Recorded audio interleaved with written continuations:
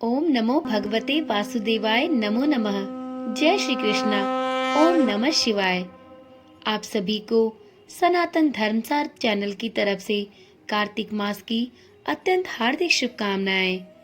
मित्रगणों, आज की वीडियो में हम सभी कार्तिक मास महात्म की कथा के 29वें अध्याय का श्रवण करेंगे। तो सर्वप्रथम श्री विष्णु भगवान का हृदय से नमन करते हुए इस पुण्यदायी कथा का प्रारंभ करते हैं।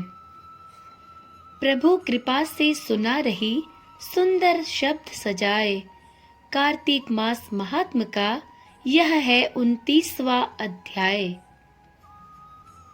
राजा पृथु ने कहा, हे मुनिश्रेष्ठ, आपने कलह द्वारा मुक्ति पाए जाने का वृतांत मुझसे कहा, जिसे मैंने ध्यानपूर्वक सुना। परंतु हे नारद जी, यह काम उन दो नदियों के प्रभाव से किस प्रकार हुआ, कृपया यह मुझे बताने की कृपा कीजिए। नारद जी बोले, हे राजन, कृष्णा नदी साक्षात भगवान श्री कृष्ण महाराज का शरीर है और वेड़ी नामक नदी भगवान शंकर का शरीर है। इन दोनों नदियों के संगम का महात्म्य श्री ब्रह्मा जी भी वर्णन करने में समर्थ नहीं है। फिर भी चूंकि आपने पूछा है, इसलिए आपको इनकी उत्पत्ति का वृतांत सुनाता हूँ। अतः आप ध्यानपूर्वक सुनिए। चाक्षसु मनवंतर के आरंभ में ब्रह्मा जी ने सह पर्वत के शिखर पर यज्ञ करने का निश्चय किया। वह भगवान विष्णु, भगवान शंकर तथा समस्त देवताओं सहित यज्ञ की सामग्री लेकर उस पर्वत के शिखर पर गए। महर्षि भृगु आदि ऋषियों ने ब्रह्म मुहूर्त में उन्हें दीक्षा देने का विचार किया। तत्पश्चात भगवान विष्णु ने ब्रह्मा जी की भार्या त्वरा को बुलवाया। वह बड़ी धीमी गति से आ रही थी। इसी बीच में भृगु जी ने भगवान विष्णु से पूछा, हे प्रभु, आपने त्वरा को शीघ्रता से बुलाया था, वह अब तक क्यों नहीं आई? ब्रह्म मुहूर्त निकला जा रहा है। इस पर भगवान विष्णु बोले, यदि त्वरा यथा समय यहाँ नहीं आती हैं तो आप गायत्री को ही स्त्री मानकर दीक्षा विधान कर दीजिएगा। क्या गायत्री पुण्य कर्म में ब्रह्मा जी की स्त्री नहीं हो सकती? नारद जी ने कहा, हे राजन, भगवान विष्णु की इस बात का समर्थन भगवान शंकर जी ने भी किया। यह बात सुनकर भृगु जी ने गायत्री को ही ब्रह्मा जी के दाईं ओर बिठाकर दीक्षा विधान आरंभ कर दिया। जिस समय ऋषि मंडल गायत्री को दीक्षा देने लगा, उसी समय त्वरा भी यज्ञ मंडल में आ पहुंची। ब्रह्मा जी के दाईं ओर गायत्री को बैठा देखकर ईर्ष्या से कुपित होकर त्वरा बोली, जहाँ अपूज्यों की पूजा और पूज्यों की अप्रतिष्ठा होती है, वहां पर दुर्भिक्ष, मृत्यु तथा भय तीनों अवश्य हुआ करते हैं।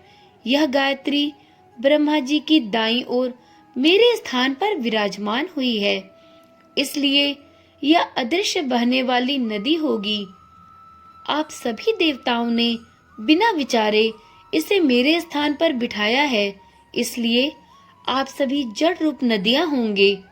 नारद जी राजा पृथु से बोले, हे राजन, इस प्रकार त्वरा के श्राप को सुनकर गायत्री क्रोध से आग बबूला होकर अपने होठ चबाने लगी। देवताओं के मना करने पर भी उन्होंने उठकर त्वरा को श्राप दे दिया। गायत्री बोली, त्वरा, जिस प्रकार ब्रह्मा जी तुम्हारे पति हैं, उसी प्रकार मेरे भी पति हैं। तुमने व्यर्थ ही श्राप दे दिया है, इसलिए तुम भी नदी हो जाओ। तब देवताओं में खलबली मच गई। सभी देवता त्वरा को साष्टांग प्रणाम करके बोले, हे देवी, आपने ब्रह्मा आदि समस्त देवताओं को जो श्राप दिया है वह उचित नहीं है, क्योंकि यदि हम सब जड़ रूप नदियां हो जाएंगे तो फिर निश्चय ही यह तीनों लोक नहीं बच पाएंगे। चूंकि यह श्राप आपने बिना विचार किए दिया है, इसलिए यह श्राप आप वापस ले लीजिए। त्वरा बोली, हे देवगण, आपके द्वारा यज्ञ के आरंभ में गणेश पूजन न किए जाने के कारण ही यह विघ्न उत्पन्न हुआ है। मेरा यह श्राप कदापि खाली नहीं जा सकता, इसलिए आप सभी अपने अंगों से जड़ीभूत होकर अश्वमेव नदियां बनोगे। हम दोनों सौतने भी अपने अपने वंशों में पश्चिम में बहने वाली नदियां बनेंगी। नारद जी राजा पृथु से बोले, हे राजन, त्वरा के यह वचन सुनकर भगवान विष्णु, शंकर आदि सभी देवता अपने अपने अंशों से नदियां बन गए। भगवान विष्णु के अंश से कृष्णा, भगवान शंकर के अंश से वेड़ी तथा ब्रह्मा जी के अंश से ककुदमवती नामक नदियां उत्पन्न हो गईं। समस्त देवताओं ने अपने अंशों को जड़ बनाकर वहीं सह पर्वत पर फेंक दिया। फिर उन लोगों के अंश पृथक पृथक नदियों के रूप में बहने लगे। देवताओं के अंशों से सहस्त्रों की संख्या में पश्चिम की ओर बहने वाली नदियां उत्पन्न हो गईं।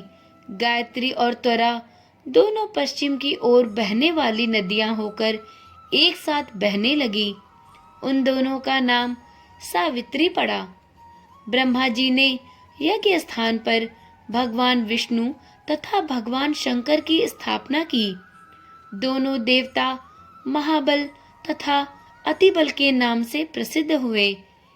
हे राजन, कृष्णा और वेड़ी नदी की उत्पत्ति का यह वर्णन जो भी मनुष्य सुनेगा या सुनाएगा, उसे नदियों के दर्शन और स्नान का फल प्राप्त होगा।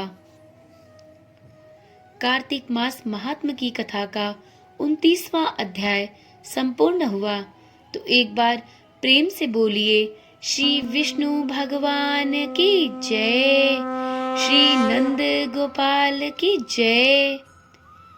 वीडियो अगर पसंद आई हो तो वीडियो को लाइक करें और इसके आगे की कथा सुनने के लिए इस चैनल को भी सब्सक्राइब करें, क्योंकि इस चैनल पर प्रतिदिन शाम को 7 बजे कार्तिक मास महात्म की कथाओं के अध्यायों का श्रवण कराया जा रहा है। तो चलिए कल मिलते हैं आगे की कथा के साथ। ओम नमः शिवाय। जय श्री कृष्णा। राधे राधे।